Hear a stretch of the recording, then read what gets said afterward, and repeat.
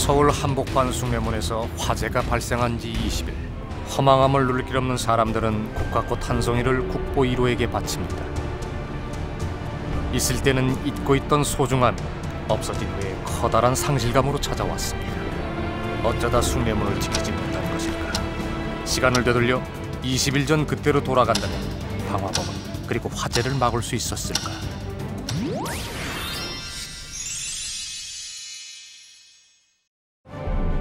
우리는 화재가 나던 그날 밤 숭례문 주위에 있던 목격자들을 만나 사건을 처음부터 되짚어 보기로 했습니다.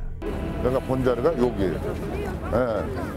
여기 서서 이런 식으로 서 있는 상태에서 이제 그걸 여기서 보고서 내가 장면을 얘기를 해준 거고.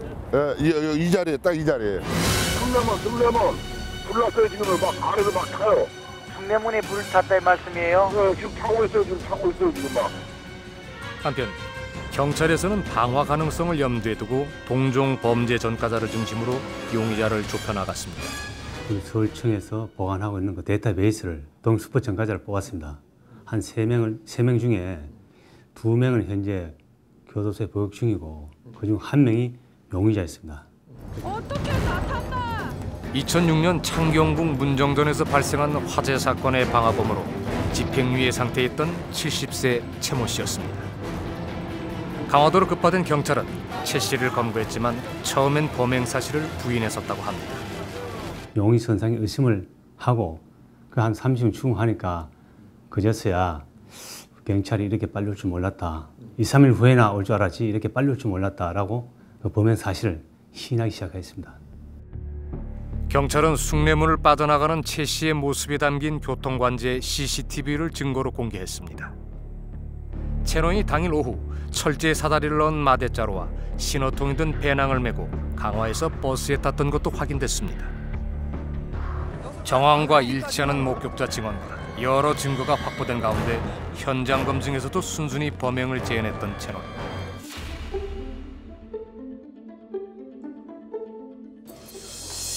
최노인의 편지에는 집과 토지가 수용되면서 터무니없이 적은 보상액을 받았다고 했습니다.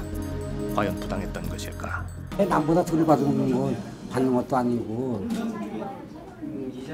그 당시에 땅값이 230, 270뭐 이렇게 했던 건 이것도 그다 더 받았었을 거예요. 전에 계약 썼을 때. 콜딱집을 계약금을 집어넣더니 1,500달러인 거예요. 그러면 그 당시에 땅이 이 큰 도로변에도 1,000만 원이 안 가는데 그 도로로 다 나가는 땅을 갖다 1,500달러면 주겠습니까?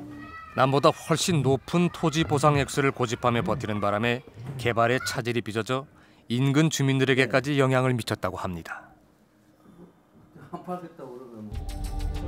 결국 법적 절차를 통해 강제 철거된 것이 2006년. 최노인은 도로에 필요한 집 절반만 보상받게 되자 청와대 등지에 청원서를 수없이 제출했지만 청원서 내용들은 납득하기 힘든 것이었다고 합니다. 원래 이렇게 한 번 개발하면 문서가 그렇게 많은가요? 이게 지금 한 건 더 있어요. 이분 뭐 민원을 그동안 많은 행정을 했다는 뜻이기도 하죠. 뭐 이런 것들이. 이분 하나만 가지고 이런 게 두 번. 예, 그럼요. 예. 이런 다 이렇게 되고. 이렇게 눈치를 보면은 나중에는 후회를 많이 하더라고요. 진짜 현대에서 막판에 제시할 적에는. 이후에도 그는 소송까지 제기했지만 역시 받아들여지지 않았고 최노인은 마음속에 불만을 품게 됐습니다. 그리고 이 일은 다른 사건의 불씨가 됐습니다. 2006년 4월 창경궁 문정전에 발생한 화재. 이때 시민에 의해 현장에서 잡힌 방화범은 최노인이었습니다. 이 일로 그에게는 집행유예 2년과 추징금 1,300만 원이 부과됐습니다.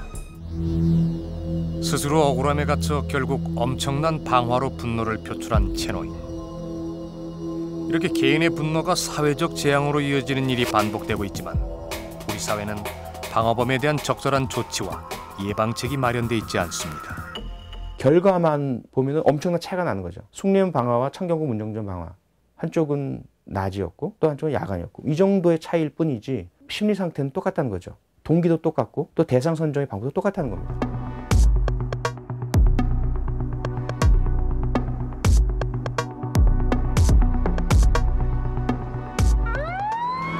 신고를 받고 119 소방대가 출동한 것은 8시 50분. 그날 밤 오전 상황은 긴박했습니다.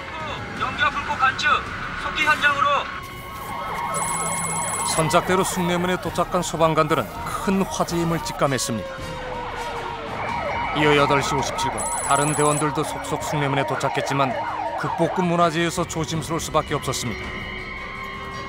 한번 좀 여기저기 또 불통이 좀 떨어지는 상태였고요.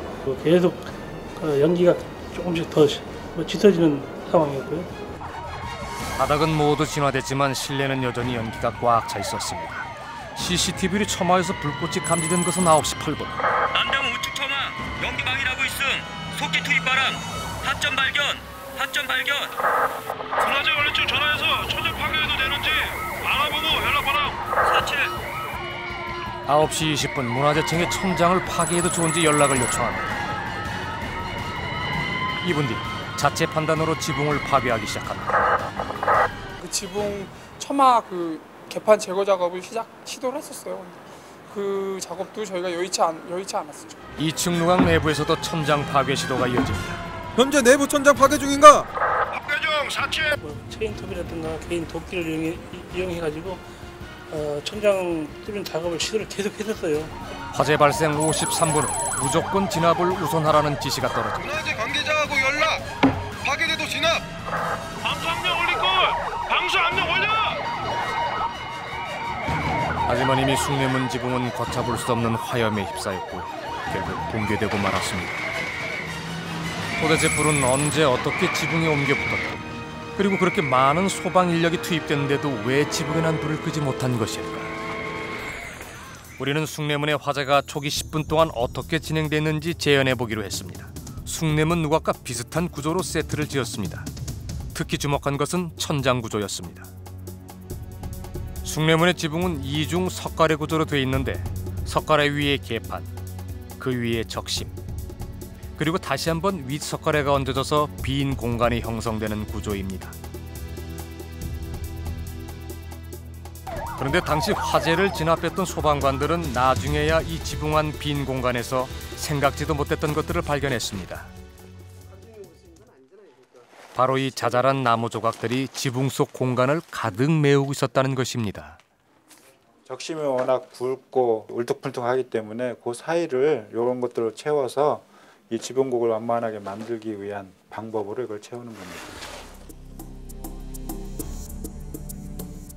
이거 금세 불이 붙잖아요. 이건 뭐 생나무 같으면 이렇게 불이 안 붙을 거예요. 한편 범인이 방화에 사용한 신호는 일반 신호와 다른 것이었습니다. 신나의 재질이나 그런 걸 아시는 분이니까 그걸 사가셨을 거예요. 다른 신나보다도 빨리 불이 붙고 그런 걸 아시니까. 방화범이 사용한 것과 같은 발화가 잘 되고 휘발성이 강해 빨리 타는 신호를 실험에 사용하기로 했습니다. 이 세트의 높이는 5m 20cm. 숭례문 지붕의 가장 높은 것과 비슷한 높이입니다. 방화에 사용된 신호의 불길이 이 지붕 상층부까지 닿을 수 있을까요? 그리고 사람들이 가장 답답해하는 의문점. 설령 번졌다 하더라도 그 불길은 어떻게 해서 이 지붕 안으로 번지게 된 것일까요? 방화에 사용된 것과 같은 양의 신호를 바닥에 뿌린 후 불을 붙였습니다. 과연 신호로 인한 불기둥은 5m 이상의 천장 높이까지 도달할 수 있을까? 숭례문 화재 당시 119 대원들이 출동해 바닥을 진화할 때까지 걸린 시간은 10분. 그런데 불과 30초도 안 돼 불길은 천장에 닿았고 무서운 기세로 불이 붙기 시작했습니다. 마찬가지로 숭례문의 불길도 신호 3통으로 5m가 넘는 천장 높이까지 빠른 시간 안에 도달할 수 있었을 것입니다. 열화상 카메라를 통해 측정한 천장 온도는 실제로 섭씨 1000도를 넘어가고 있었습니다. 분명히 아마 처음에 들어갔을 때 일반 화재 같이 바닥이 탄다든가 벽이 타는 현상보다는 천정 자체가 가열된 상태에서 일부가 거의 그 수치 타듯이 그러한 그 현상이 목격됐을 걸로 생각을 합니다. 화재 실험에서는 개방된 지붕 한쪽 면을 메운 나무 조각에 불이 붙어 밖으로 불길이 보입니다. 그런데 공기 유입이 적은 안쪽 천장에서는 물을 뿌리자 연기가 짙어지면서 불씨가 계속 떨어지고 있었습니다. 이렇게 겉으로 보이지는 않지만 불씨가 살아있는 상태를 훈소라고 합니다. 그러니까 개판에 열이 가해지면서 내부에서 목단가스가 발생해 적심부의 온도가 상승합니다. 그리고 틈새로 불꽃이 전달되면서 불이 붙긴 했지만 산소가 부족하기 때문에 화염이 진행되지 못한 채 연기와 불씨 형태로 서서히 지붕 전체에 퍼지게 된다는 것입니다. 보시는 바와 같이 숭례문이 전소된 가장 큰 이유는 지붕 밑에 있는 적심부에 불이 붙어서입니다. 이 적심부는 지붕과 그리고 그 밑에 개판이라는 중간 부분에 있습니다. 소방관들이 아무리 위와 밑에서 물을 뿌려도 불이 꺼지지 않는 이유는 바로 그 적심 부분에서 불이 붙었기 때문입니다. 그래서 숭례문은 전소될 수밖에 없었습니다. 실제 숭례문 화재 역시 적심부에서 이런 과정으로 진행됐을 것으로 추정됩니다. 그러니까 초기 10분 동안 불은 이미 전체로 번질 준비를 하고 있었던 것입니다. 목조 건축물은 화재가 발생하고 나서 5분에서 10분이면 최성기에 도달합니다. 최성기라는 뭐냐면 건물 전체가 불이 붙는다는 얘기거든요. 5분에서 10분 이전에 초기 증화를 하면 됩니다. 우리가 제작한 실험 세트에 붙은 불은 좀처럼 꺼지지 않고 1시간여에 걸쳐 훈소와 발화를 반복하면서 이어졌습니다. 결국 지게차를 동원해 지붕 세트를 드러내기로 했습니다.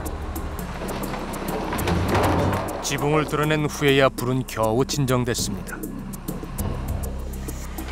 숭례문 화재 당시 2층 지붕이 무너져 내리는 모습을 지켜본 국민들이나 언론 그리고 전문가들까지 지붕을 뜯고 진화하지 않은 것에 대해 질타가 이어졌습니다. 당시 소방관들은 지붕을 파괴하려고 시도했었습니다. 근데 왜 결국 하지 못했을까? 도끼로 기와장을 깨가면서 했는데 한 번에 이렇게 도끼가 깨지지 않고 불꽃이 날 정도로 이렇게 좀 강했고, 또 작업 여건도 그 바스켓 위에서 공중에 허공에 떠 있는 상태에서 하다 보니까 저희가 힘을 이렇게 쓸 수 없는, 온전하게 힘을 쓸 수 없는 상황이었고. 우리에게 직접 연락을 해온 와공 유영주 씨는 한옥 건축 전문가로 기와를 뜯어냈어야 했다는 비판에 대해 현실을 모르는 소리라고 했습니다. 힘을 가해서 사람이 손으로 뽑아도 잘 이렇게 빠지지 않는 상태죠. 게다가 서로 맞물려 있는 10kg짜리 기와를 뜯어내기란 쉽지 않습니다. 방수로 얼어붙은 가파른 지붕 위에서 이런 작업을 한다는 것 자체가 불가능하다는 것입니다. 소방대원들이 20kg가 넘어가는 소방 장비를 착용하고 이 비탈진 지붕 위에서 소방 작업을 하기에는 그렇게 수월하진 않았을 겁니다. 그렇다면 누강 내부에서 천장을 뚫고 진화할 수는 없었던 것일까? 하기 노력을 엄청나게 했죠. 근데 그게 원만하게 이루어지지 못했던 게 사실이죠. 개판은 석가래와 적심 사이에서 서로 단단하게 맞물린 채 못으로 고정돼 있고 두께가 4cm여서 아래에서 뜯어낼 수 없었다는 것입니다. 사실 저희 선착대는 그런 책임감도 있었고, 또 문화재라는 그런 국민이라면 소방관을 떠나가지고 국민이라면 누구든지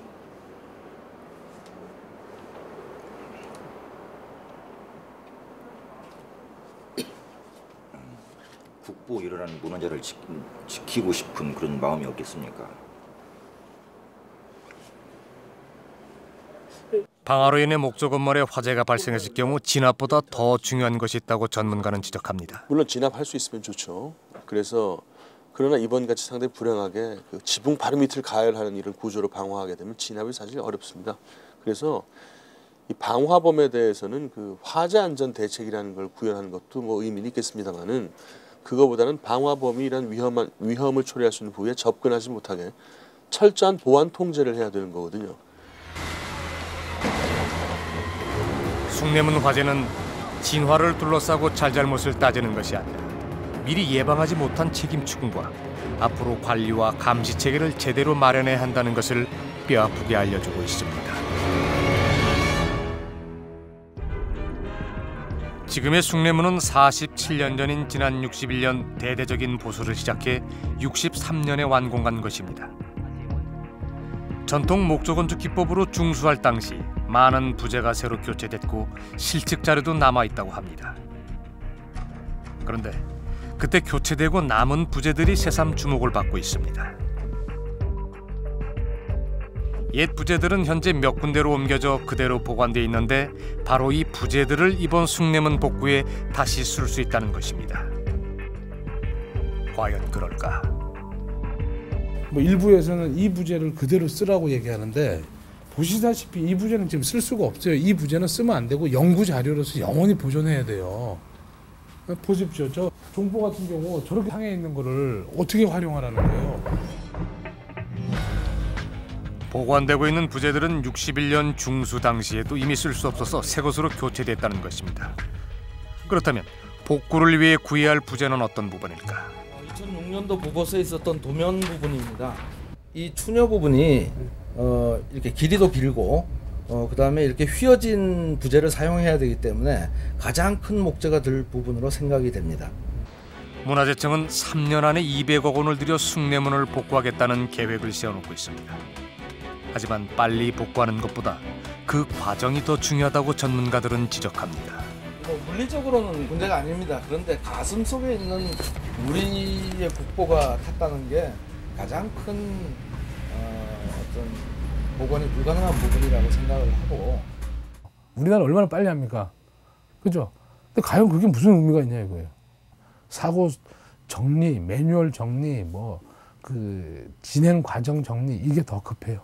조선 초 서울 도성을 둘러싼 성곽의 성문으로 지어진 후 임진왜란과 일제시대 한국전쟁에 이르는 순환의 역사를 고스란히 지켜봤던 숭례문은 61년 대대적인 보수공사를 하면서 국보 1호로 지정됐습니다.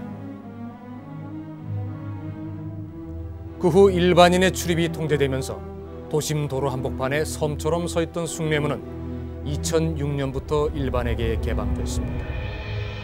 그로부터 2년 뒤 방화범에 의해 무참하게 불태워지고 말았습니다.